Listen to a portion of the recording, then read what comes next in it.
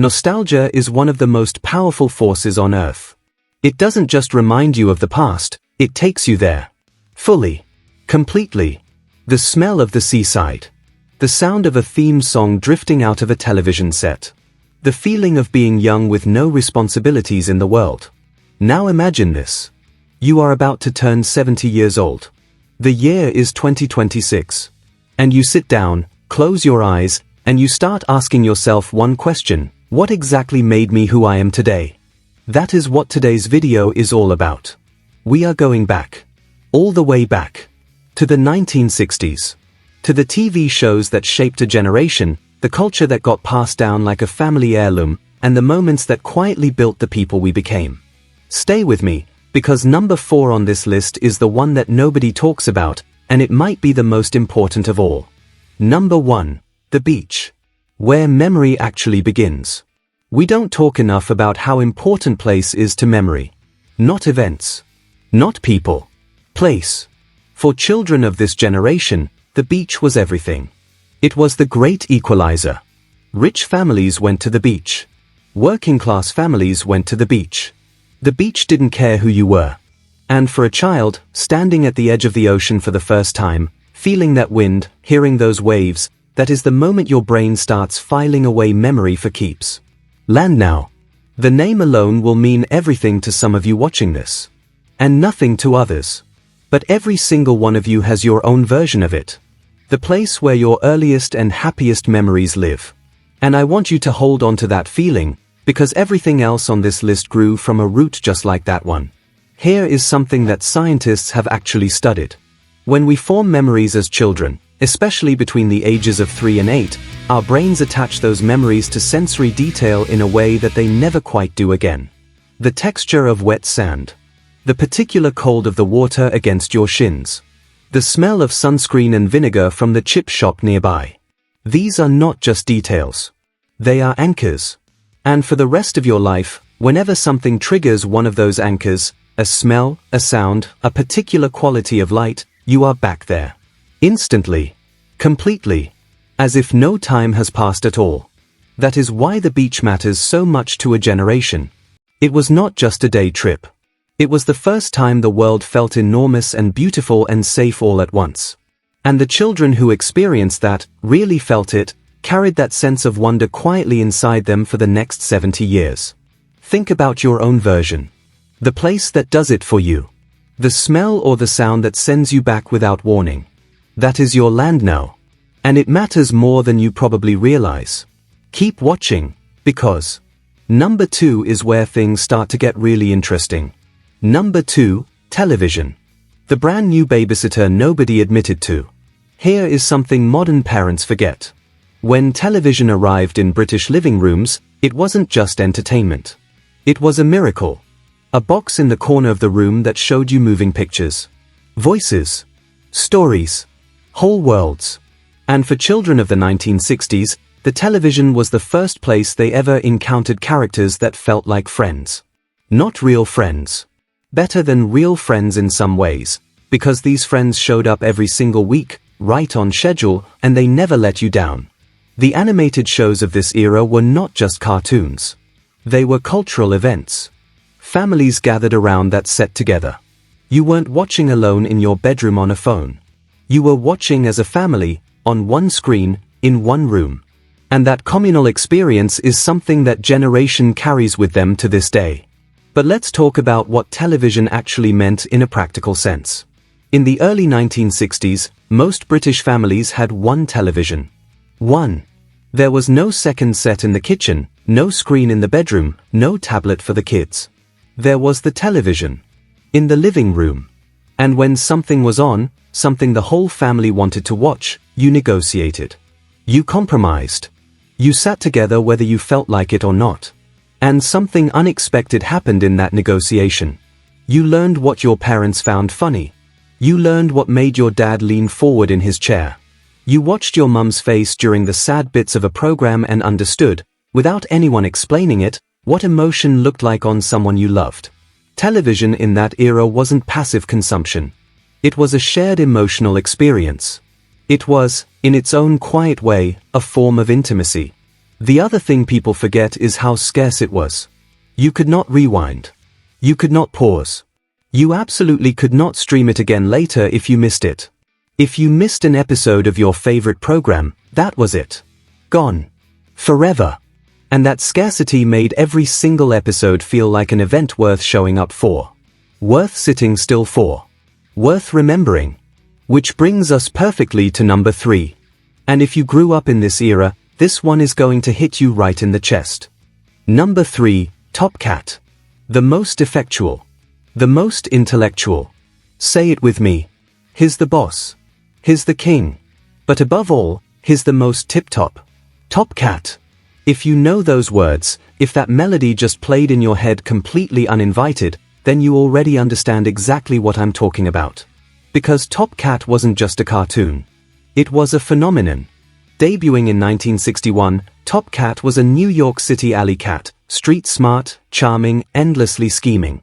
And somehow the children of Britain absolutely adored him. His gang called him TC. Only his closest associates got that privilege. And that tiny detail? That made you feel like you were in the gang too. Like you were one of them. Benny the Ball. Choo Choo. Brain. Fancy. They were your friends. Here is what made Top Cat genuinely different from everything else on screen at the time. He was clever. Not just funny, clever. He outthought the people who were supposed to be in charge.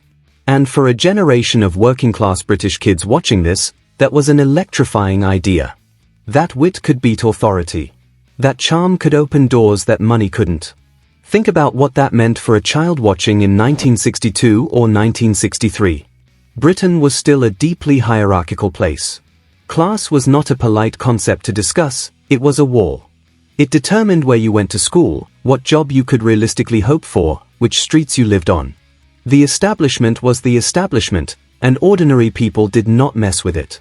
And then there was Top Cat. Living in a dustbin. Officially owning nothing. And yet somehow, he ran circles around Officer Dibble every single week.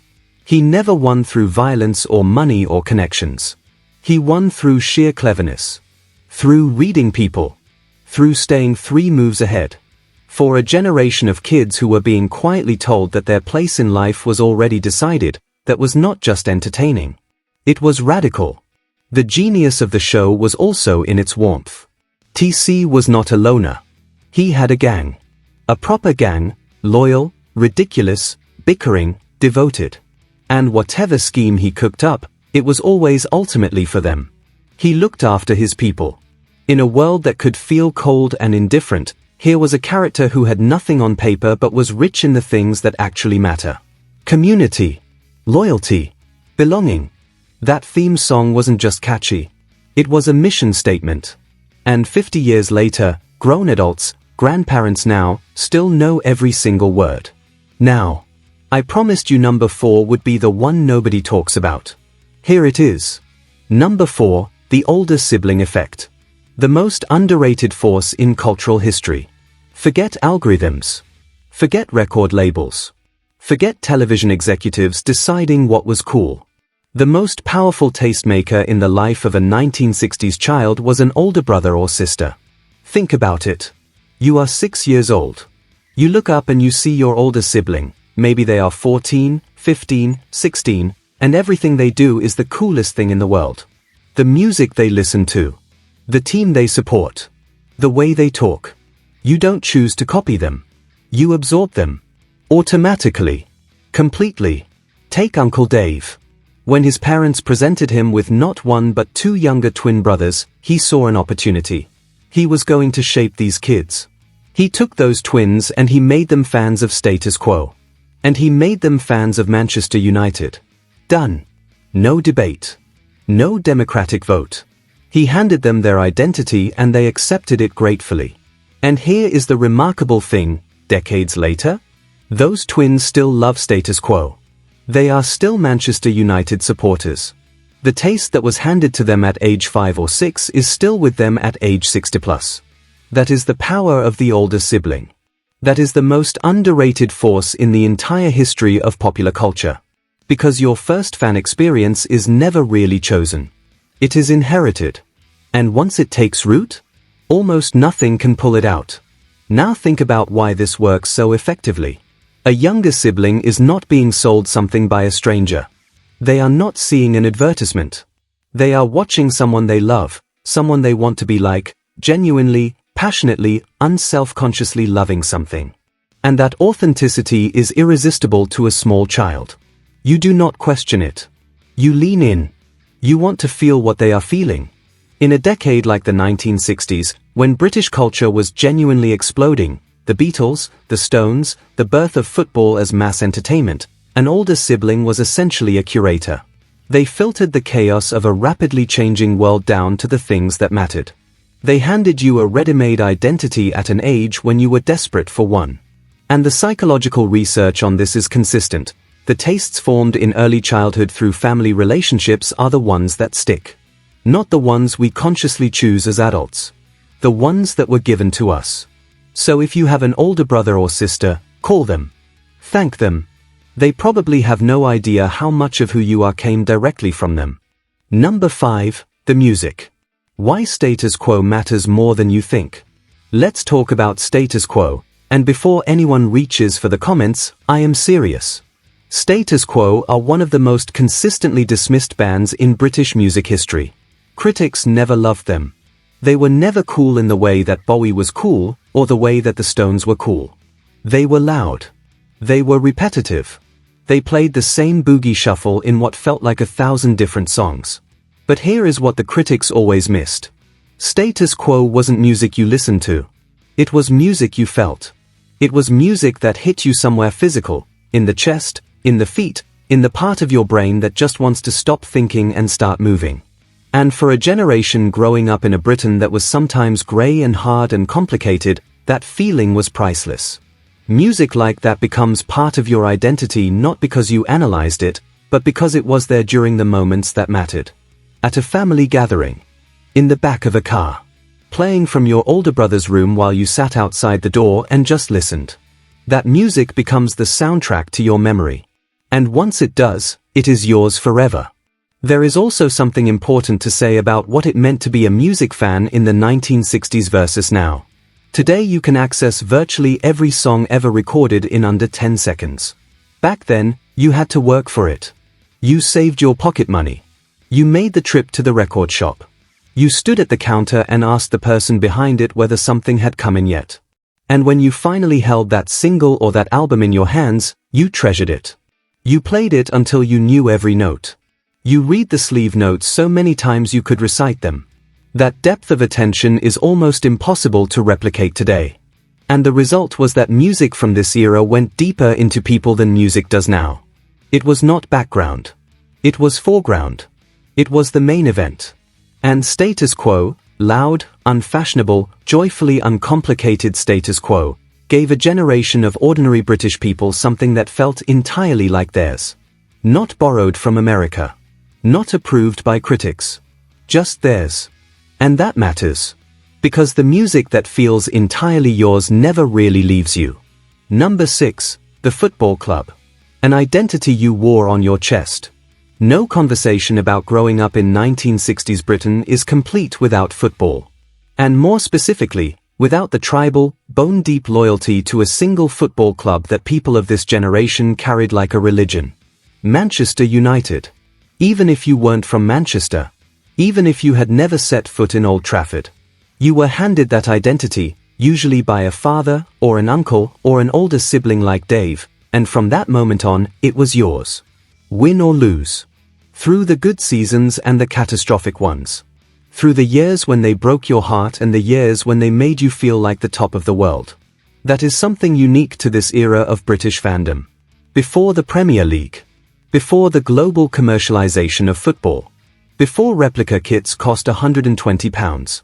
Supporting your team was raw.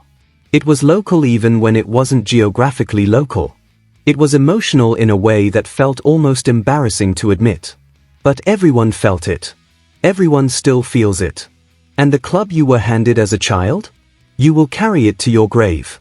Let's put some context around what Manchester United meant in the 1960s specifically. In 1958, the Munich air disaster had killed 8 of the club's players. 8 young men. The Busby Babes. And the nation had grieved with the club in a way that transcended football entirely.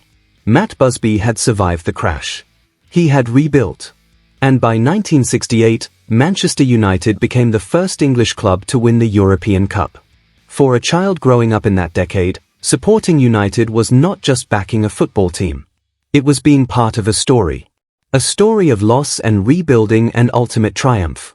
That narrative power is what made supporting a club in this era so different from today. The teams had stories. Real, human, sometimes tragic stories that a fan could hold on to and feel connected to. You weren't buying into a brand. You were joining a community built around shared history. And once you were in, once you had cried and celebrated and sat in silence through the hard games, you were in for life. Which leads us, perfectly, to the final point on this list. Number 7, the big birthday. Why turning 70 makes you look back. There is something about a milestone birthday that stops you in your tracks. Not just any birthday. The big ones. The ones that end in a 0. Turning 70 in 2026. Think about what that means. You were born in 1956. You grew up in the 1960s. You were a teenager in the 1970s. You watched the world change, not gradually, but violently, dramatically, almost incomprehensibly fast. And when you hit that number, 70, something in you wants to pause. To account for it all.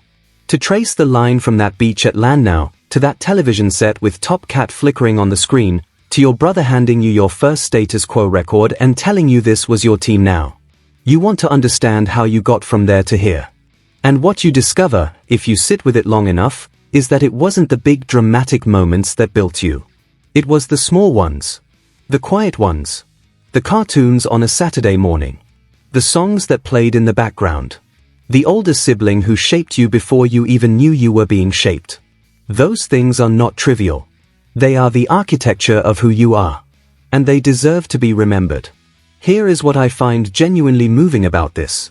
The generation turning 70 right now lived through more change than almost any generation in recorded history. They were born into post-war Britain. Rationing only ended in 1954, 2 years before some of them arrived. They grew up without central heating in most homes, without washing machines in many kitchens, without the internet, without mobile phones. And they watched, across the course of a single lifetime, as all of those things appeared, transformed everything, and were taken completely for granted by the children who came after them. They saw the Beatles arrive and change music forever. They watched man land on the moon live on that one television in the living room. They witnessed the birth of the NHS as a lived reality in their own childhoods. They saw industries rise and fall. They watched the country they grew up in transform beyond recognition, sometimes for better, sometimes for worse, always at a pace that left you breathless if you thought about it too hard. And now, at 70, they are being asked, by their own reflection in the mirror, if nothing else, to make sense of all of it. To put it in order. To understand what it meant. And the answer, almost always, comes back to the same things. The small things. The personal things. The beach. The television. The music. The team. The brother who shaped you. These are the things that lasted. Everything else changed. These did not. That is not a small thing to realize. That is everything. Our past makes us who we are today. Every single part of it. From the beaches of Landau to the opening bars of the Top Cat theme song. From the first time you heard Status Quo shaking the walls to the moment someone told you which football team was going to own your heart. These weren't accidents. These were the foundations. And the extraordinary thing is, that same process is still happening right now. Older siblings are still shaping younger ones. Parents are still passing their obsessions down to their children. The specific shows and songs and teams change, but the mechanism never does. So here is my question for you. What was the show, the song, or the team that someone handed to you that you never chose, but that became yours completely? Drop it in the comments, I want to know. Because that story is worth telling, and don't forget to like and subscribe to our channel. We will see you next time. If this video took you somewhere you haven't been in a while, give it a like. It helps more people find their way back too. Subscribe if you want more trips like this one. And I will see you in the next video.